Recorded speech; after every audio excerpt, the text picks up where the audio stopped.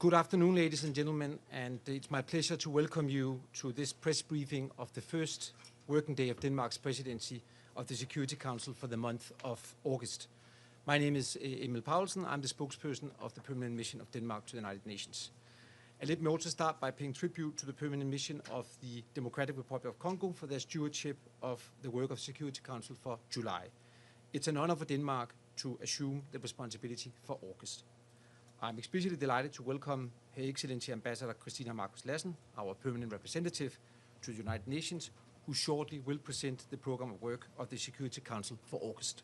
She's accompanied by our political coordinator, Minister Councillor Mr. Troels Rabault Bay. Afterwards, we will have a short Q&A session where I will kindly plead that you introduce yourself and also indicate which media you represent. I intend to take it in batches of 3 questions at a time. So without further ado, Madam Ambassador, you have the floor. Thank you so much, Emil, and good afternoon, everyone. Very nice to see you all. I realize this is in the middle of the holiday season, and also the weather was awful today, so really thank you for joining us today, and thank you for your interest and your continued coverage of the Council's work. It's very much appreciated. I think you will all agree that Denmark assumes the presidency of the Security Council at a time of deep uncertainty for international peace and security. We see conflicts are escalating, we see humanitarian suffering is increasing, geopolitical tensions are rising, and political solutions seem out of reach in many regions of the world. And on many of the topics that we also discuss in the Council, whether it's Ukraine, Sudan, the Middle East and the Gulf, we do fear further escalation also in light of what we see over recent weeks. So any of these topics could, of course, end up on the Council's agenda in the coming month. But I'll start by the program of work that I think you have also received and which was adopted, of course, right now this morning. You will see that we have not overburdened the agenda. We all say this at presidencies, but we also know that there will be unfortunately, a lot of extraordinary meetings on the Council agenda, so we are happy to leave space for that, and in particular in the light of some of the ongoing crises that I just mentioned. But we already do have, of course, mandated meetings this month of August on South Sudan, Yemen, Libya, the occupied Palestinian territories, DPRK, Syria, and the fight against terrorism. And through these meetings, as well as the additional meetings that may be added to the calendar, our program would really span across critical regional and thematic files, and all, of course, in support of our goal to maintain international peace and security. We believe, I hope you agree with us, that Denmark has been a consistent member throughout our term, consistent in our demands for international law, including international humanitarian law to be upheld without exception, and consisting in upholding our priorities on women, peace and security, and climate, peace and security. And you'll also see focus on these issues during our presidency month. So this month, the way we have shaped the program, we hope that it will very much reflect the key issues we've sought to progress as an elected member. It's been a little bit more than a year and a half now. So as our membership throughout our term. So, as has also been the case for many months now, you can expect us to seek to bring attention to Sudan and Ukraine, where Council engagement, we believe, remains especially urgent. In Sudan, we'll continue to press for stronger protection of civilians, greater humanitarian access, and renewed efforts towards ending the conflict. And on Ukraine, we'll maintain our call for an immediate and unconditional ceasefire, as well as our constant support for a comprehensive, just and lasting peace in line with the UN Charter, while keeping the consequences of Russia's aggression firmly on the Council's agenda. And I realize you've heard me say this before, but I wanted to still restate it.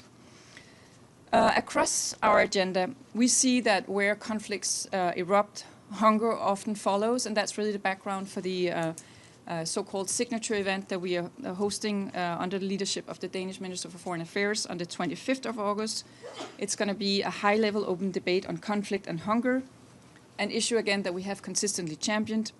And we want to use this debate to see how the Council can better implement Resolution 2417, which is exactly about this issue. It's a topic that we believe is only underscored by the current developments in the Strait of Hormuz, as well as several other of the conflicts, ongoing conflicts we see out there.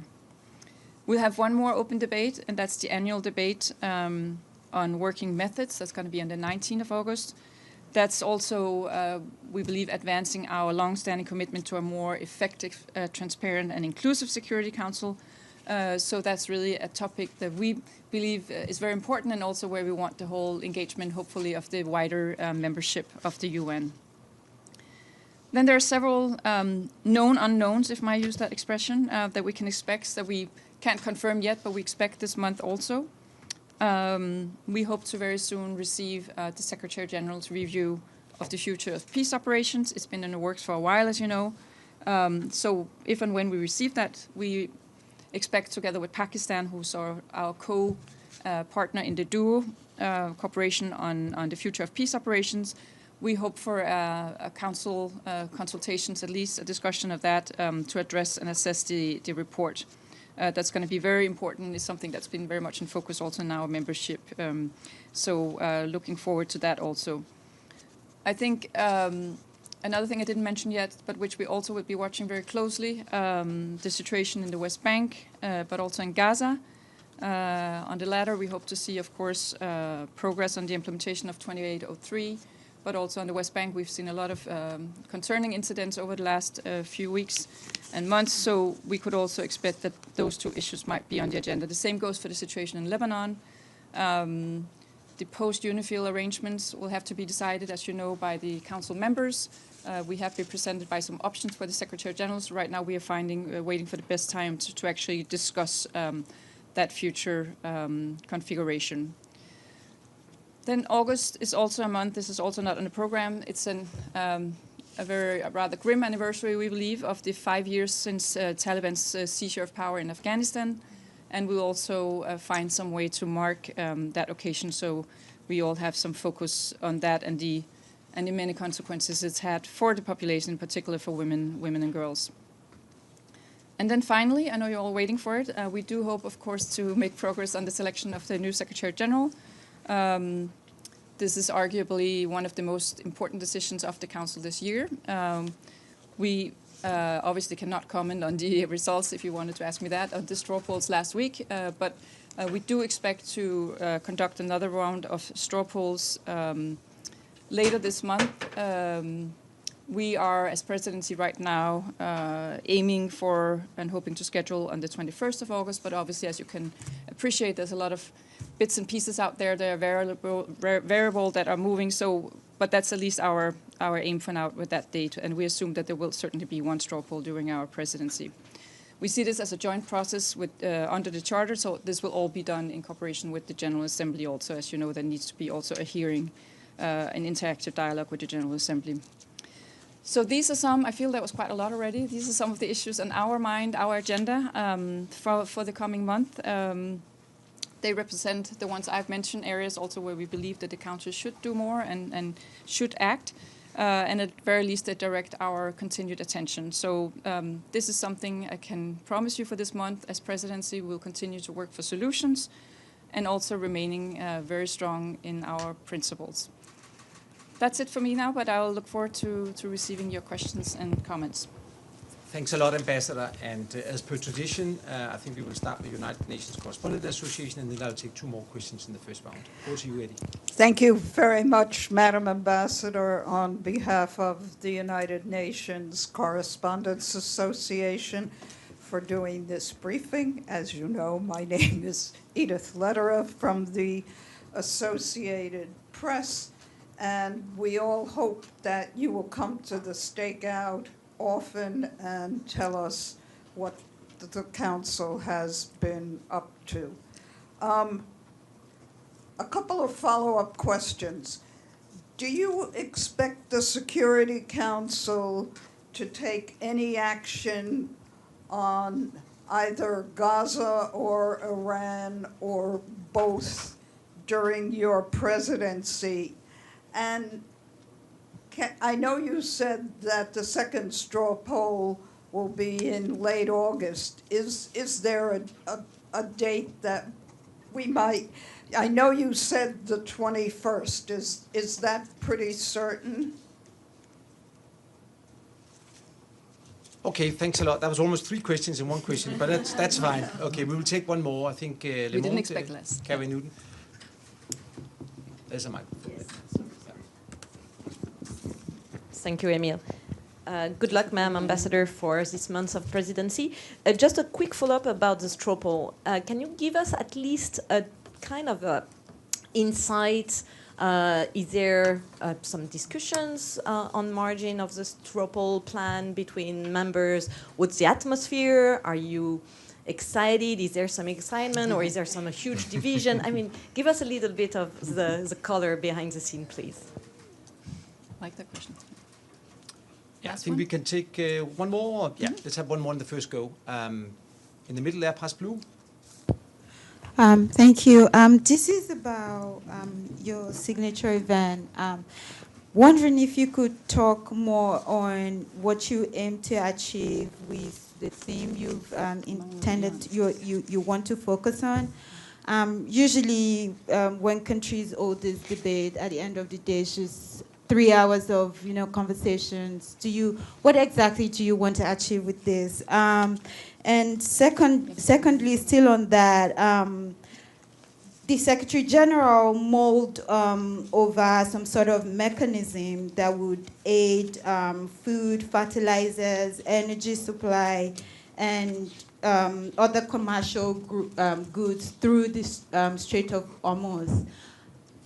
Are you in conversation with the Secretariat about this? Would this signature event have any thing in moving this forward? Just to talk about that initiative of the Secretary General and if you're working with him too. Thank you. Thanks a lot, everyone. Excellent, and also thanks for not posing me easy questions. So thank you, Edith.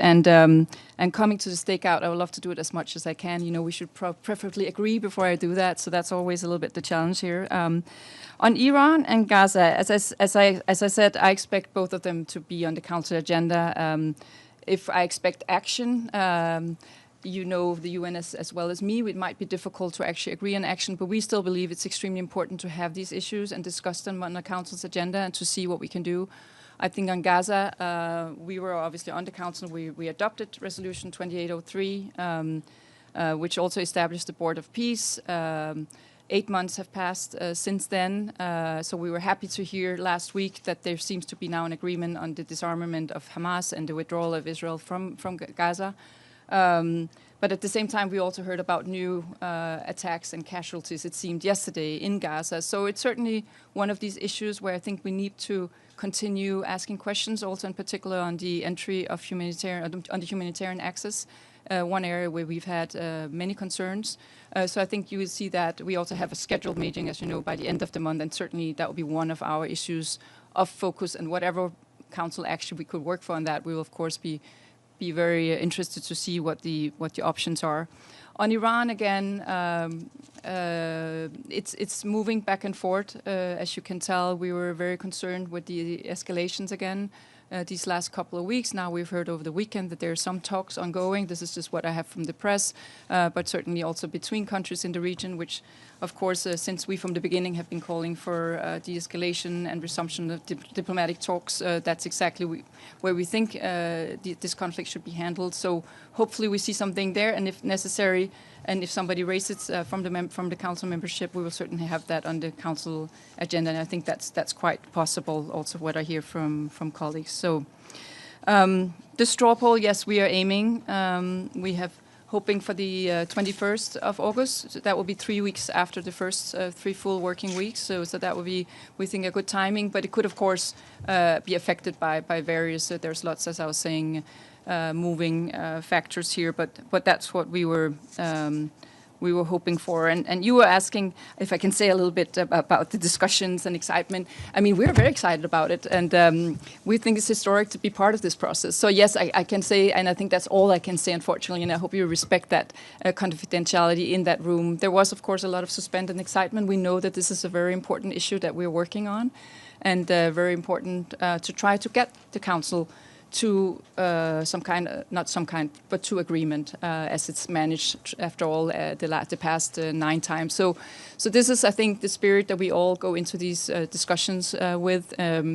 And then I hope that you will respect that I cannot really say. We actually, we were one of the members, as you might know, who argued in favor when we were discussing the modalities of these elections for more transparency and for actually releasing the polls. We agreed not to do so. So now when we agreed on that, we're very strict on that. So we find it unfortunate, as in many other council members, that the results were leaked, because now we had agreed not to. But that's the way we look at it, so we respect that. And I cannot say so much more about that. On the question from Past Blue, I'm not sure I got the first point, but certainly on the mechanism that the Secretariat is working on, and I believe it's the ED of UNOPS who's working on this, also with Jean Arnaud. We have been in contact with them throughout the process. I think this mechanism is also very dependent on what's happening in the other tracks, so to see, negotiating tracks, what's actually the parties can agree to. But we certainly think we find it extremely problematic. We're a big maritime power. We find the whole point of the Strait of Hormuz not allowing for freedom of navigation being extremely problematic. And of course, the consequences exactly for food security and some of these other products that you are mentioning is extremely challenging. So we would support the Secretariat's efforts. Again, we're waiting for them to be more precise. But as I understand, it's inspired by the Black Sea Grain Initiative that we also saw with the Black Sea and Hormuz. Yeah, the first one was to talk more about your signature event, Oh, the importance of it, what you want to achieve with it. Thank you. Yeah, I think for us it is extremely important to shed some light on both how many of these major conflicts, and it's basically all the ones I was talking about right now, Strait of Hormuz, Ukraine, even what's happened in the Palestinian territories, are affecting food security. But at the same time, of course, also sometimes conflicts or conflicts over food resources will also have the opposite effect, or actually spur conflicts. So that's why we want to see those links. Sudan is another example where we keep seeing very concerning, whenever we have the IPC reports, very concerning numbers in terms of food insecurity. Same with the recent numbers in Gaza. In spite of being almost more than 8 months, actually, since 2803, we still see some extremely concerning. It's been improving a little bit, but still very concerning. So we want to really see the link here between conflicts and hunger, and see, again, have council, not just council members, but the entire UN membership having a chance to discuss this. We have some interesting briefers, including, of course, our Secretary General, and then we'll have, as I mentioned, the Danish Foreign Minister leading that particular meeting, because we do believe it's important to highlight we have a special role in the Council as co-focal point together with Bahrain on conflict and hunger, which means that we have taken on ourselves a special responsibility to highlight the connections between conflict and hunger in the conflicts that we are working on in the Council. Okay, thanks a lot, Ambassador. We'll start the next round in batches of 3. And again, as I said before, kindly indicate which media you're from, because I'm not sure I know all of you. The gentleman there in the middle, please go ahead. Yes. Oh, thank you so much. My name is Abdul Hamid Sayam from the Arabic daily Al-Quds Al-Arabi. Madam Ambassador, don't you see that the Palestinian people had suffered too much during the last 79 years? The partition plan, which gave legitimacy to the establishment of an Israeli state, also gave legitimacy to establishing a Palestinian state. One was immediately 1 year, less than 1 year was established, and this second one is still waiting. Don't you think that the international community has failed the Palestinian? And they keep talking about the human rights and about this. And a related question, if you allow me. Everyone criticizes Israel.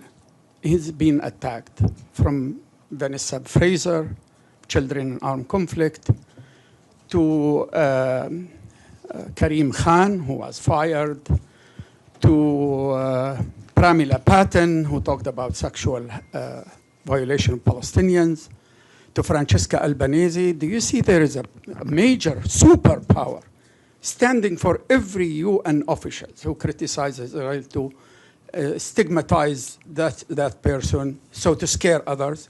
Thank you very much. Okay. And Lazzarini, of course, yes, yeah. Okay, thanks a lot. I'll take two more, but basically questions on two-state solution and on some of the special rapporteurs. So the next one is the gentleman there. Yeah, please. Thank you, Madam Ambassador. My name is Vladimir Putin, National News Agency of Ukraine, Ukrinform.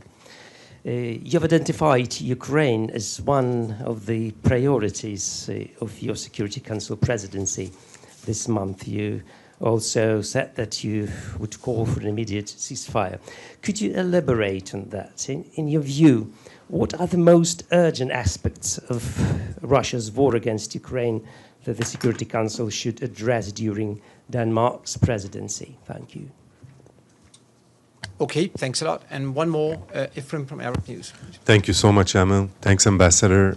A question on Lebanon. Have there been any serious conversations in the Council around the Secretary General's proposal for a post-UNIFIL presence in the country? If so, what are Council members leaning to of the three options? What are they leaning to the most? And if not, why have there not been any conversations? Thank you. Okay, over to you, Ambassador. Thanks a lot. I think we're getting around the world here. I think you can always talk about suffering, and I think this is a conflict. It's a larger philosophical issue. We have been talking about this conflict for many, many decades, and there's been suffering on both sides. Obviously, we also saw a lot of suffering on October 7th, but we've seen some immense suffering in Gaza in particular after October 7th, and also what's happening in the West Bank, which is exactly why we would like to keep having these conflicts on the agenda, for the Council to discuss it, but also to keep reminding the whole world that these things are going on, and we need to not forget about it. I think it's important what happened last year also with the New York Declaration, where a large share, was it 149, 150 countries supported that French-Saudi-led initiative, including Denmark, of course, and where we also again put up some very clear principles, and that we all want to see a two-state solution coming out of all of these processes, which obviously have been made much more difficult by the recent conflicts over the last few years. But that's still our aim. That's still what we're working for. That's also what we're working for as Denmark. And we have also said, as many other, there's been some recognition already of Palestinian state. We've said we're ready to recognize once a number of conditions are fulfilled. Having said that, on the various, you were mentioning various UN officials, and of course some of them, there's a little bit of difference between some of these officials. Some are sort of UN officials speaking for the UN, some are more independent rapporteurs who speak also in their personal capacity. But I would certainly say whenever it comes to the recent report we had on children in armed conflict by Vanessa Fraser, or on sexual conflict-related sexual violence by SRSG Pramila Patton, you would see in the Council where we had these meetings a very strong support to the mandate of those those SRSGs, to the mandates of looking into these for all the various situations that they look at, and also in particular these recommendations that they actually come out with and their dialogue with the countries involved. So that's something where we have completely supported the officials in question.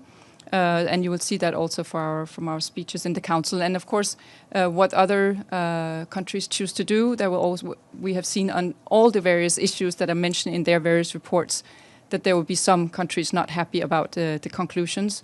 But the way we see it is that we trust their methodology for doing it for both these two reports, and that's why we have to just take basically acknowledge their conclusions and work on that basis. Ukraine. Again, you would have probably followed that since we entered on the Council a little more than a year and a half ago. It has been one of our main concerns. Not surprisingly, we're in the neighborhood. We're extremely concerned about this conflict, which has now been going on for more than 4.5 years. It's something that we think it's important that the Council keeps discussing again, to not have any conflicts become business as usual, but that for everyone to see that this is a horrible conflict taking place here. We've been really concerned the last 2-3 months. I think we've been in the Council almost every week talking about the escalations in the attacks, which is why we've had several meetings, because the attacks the Russian attacks on Ukraine keep getting more and more brutal and more important in numbers, so to say. So we have, you know it much better than me, but almost every single night we have major attacks on Kyiv and other big cities of Ukraine. And of course, increasing number of civilian casualties. I believe that we heard that May and June were already the highest in numbers of civilian casualties so far in the conflict. And we haven't seen the final numbers for July yet, but I fear that that will be, again, beating that horrible record. So we have been pleading for more than a year for an immediate ceasefire, which Ukraine, of course, has been offering also for more than a year. It's quite clear to us that Russia does not want the ceasefire. So that's another reason for us to have meetings in the council, so the rest of the council members who have all at some point expressed the same wish get a chance to do that. And again, I've said this many times in the council, but a just and lasting peace has to, of course, be in accordance with the basic principles of the Charter and respecting every state's sovereignty and territorial integrity. So we believe that a peace has to be comprehensive to be a lasting peace, and that would be the principle we keep working from, and also the reason what we try to do this month in the council. Lebanon. Serious conversations. Yes, our conversations are always serious in the council. But of course, we got the report from the Secretary General about the post-UNIFIL options the 1st of June. This has been in a time where you can say that already the months where this report was being prepared, there was a lot going on, a little bit changing the conditions on the ground. So I think that's why it took a little bit before we got the report, but that's also why it's taking a while now to discuss it. We did have a first round of close consultations, and they were serious in the council last month. We are hoping to continue that conversation this month, but we also have to acknowledge that there is still a new situation on the ground, also quite new compared to when we made the decision last August, 1 year ago, to terminate UNIFIL. And we also have to acknowledge that there are conversations now directly, which is a positive thing, the trilateral talks between Israel and Lebanon. And we had President Aoun just in the White House recently. So we need to make sure that everybody knows what's going on and everybody's on board. So I think that's the most I can say now. We very much hope, because the end of the year is not so far from now, so we think the council should discussing it, but we also have to, of course, to take all this into considerations. Thanks a lot, Ambassador. We take another round. The gentleman there to the left. Thank you so much, Madam President. I have two questions. One on Syria. What are your thoughts on the political transition there? And does Denmark see any role for the Council to play in verifying first the integration agreement between the Syrian Democratic Forces and Damascus? And secondly, the presidential decree number 13 on Kurdish citizenship and language rights. And my second question is on the Kurdistan region in Iraq. The U.S. troops have reportedly withdrawn their defense systems from the region as they're going to withdraw their troops in September. And the Kurdish region says Baghdad is not doing enough to protect them from drone attacks and missiles. I wonder if there's something that the Council can do to protect civilians in regions like Kurdistan that has some kind of unique situation where the central government might not be doing enough to protect people there. Thank you. Thank you. Which media were you? Sorry. Sorry, I'm Nam Abdullah with Rudao Media Network. Thank you. Thank you. Thanks a lot. We'll take one more at least. One else. What? That's it?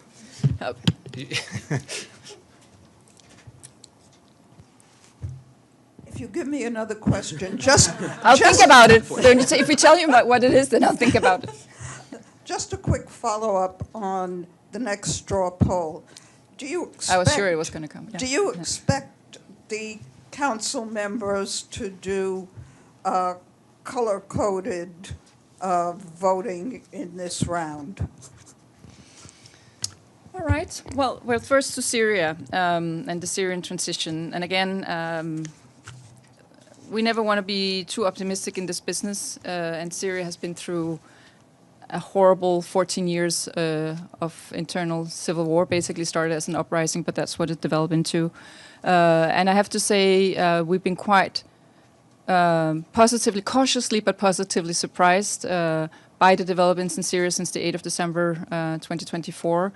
We went as a council to Syria to actually show our support in the sense that I think Syria is one of the topics on the council agenda after the fall of the Assad regime, that there is relative agreement. I say relative because we never agree on everything on the council, and that's how it is, on trying to support this new transitional government and the new Syria, as they call it, but also, of course, keeping them up to their own principles and the principles we have all set out, of course, in the resolution that's still in place. So that's one of the reasons we went to Syria. That's also, I understand, not completely, but almost the same reason also the Secretary General just went last week. We also talked to him as council members after he came back, and he was also quite positive.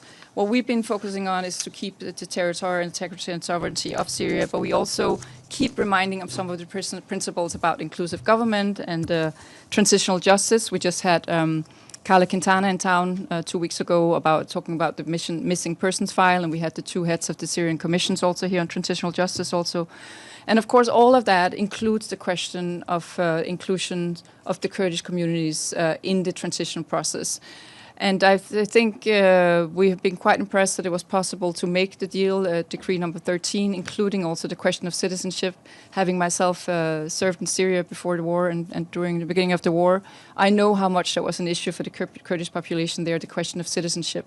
So that seems to us to be a good development. So again, we want to encourage the very positive step we've seen by the new Syrian transitional government and try to help them as much as we can as a council. And I think on this issue, we might actually have a little bit more traction, since we pretty much agree on what needs to be done here. We don't want to see another failed state in the Levant, and we're happy for the Syrian people that there seems to be a different way forward right now. On the color-coded, it's typically something that happens in one of the later rounds. We have not sort of agreed on when that would happen. I think that would normally happen if we're sure that the next round is close to something where we have a final candidate that we can all agree on.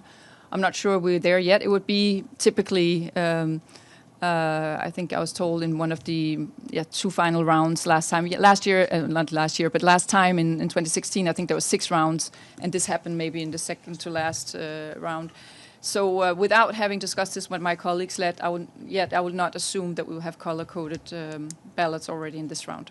Can you please answer the Kurdistan region question as well, Iraq? Oh, sorry. Yes, I probably forgot about it because I don't know too much about it. And again, your question about whether the council can act on this if the Kurdish community doesn't feel protected by its capital. That's something I would have to look into at least. And usually we will have somebody also asking the council to discuss this issue. And so far, it's not something that's been raised with us, but that's certainly something I would look into, so thank you for raising it here.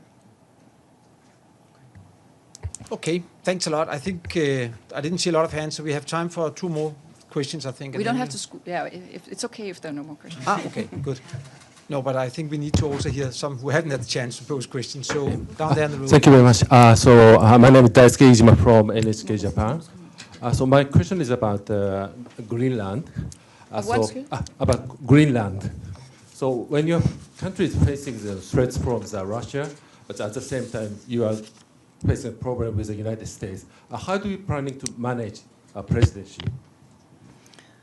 I think we are very ready to handle our presidency, and that's not something that we see as a challenge. I mean, we've been very clear. The Danish and Greenlandic governments have consistently rejected the American ambition to take over Greenland.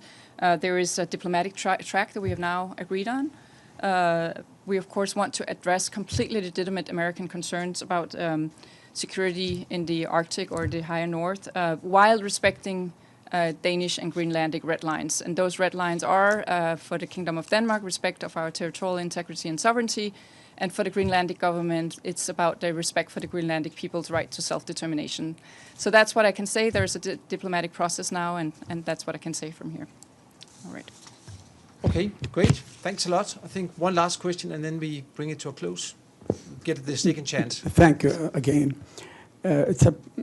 Your country has an office for Palestinian representation in Copenhagen for many years. You have good relation with the Palestinians, I know that. But how can you keep delaying recognizing the Palestinian state? Thank you. The way my government has seen this is that we want to do recognition whenever we feel it makes a difference. And for a long time, we were sort of affected by one side in the conflict. Now we've said very clearly last year, this was in connection with the New York Declaration, that this is up to the Palestinians really to decide. We would recognize as independent Palestinian state once certain conditions are met. Those include reform of the PEA. Those include, this was also during the conflict in Gaza, the release of all the hostages we had. We have several conditions that are out there. So we basically say now this is in the ball of the court of the Palestinians, and that's when we will look into recognition. So there's no new on our recognition right now. As you said, we've had a Palestinian representative office, which was a couple of years ago enhanced to ambassador level in Copenhagen for years. And the question of recognition is something we continuously look into and assess and evaluate. Thank you. The question online. We don't have any online. That's interesting, because I was told we didn't have online. We don't have online, so I'm a bit surprised to hear that. Yeah. All right, I think we decided to just have questions in the room today. Only questions from the room. Yeah. Yeah. So that was the way it was set up today. But thank you so much all for coming out once again. Hope to see you a lot this month in spite of the summer month. That's, at least you would be here, that's great. And looking forward for your cooperation this month. Thank you so much. Thank you. And can I just say, if you want to be on our distribution list, I need your business cards. Thank you.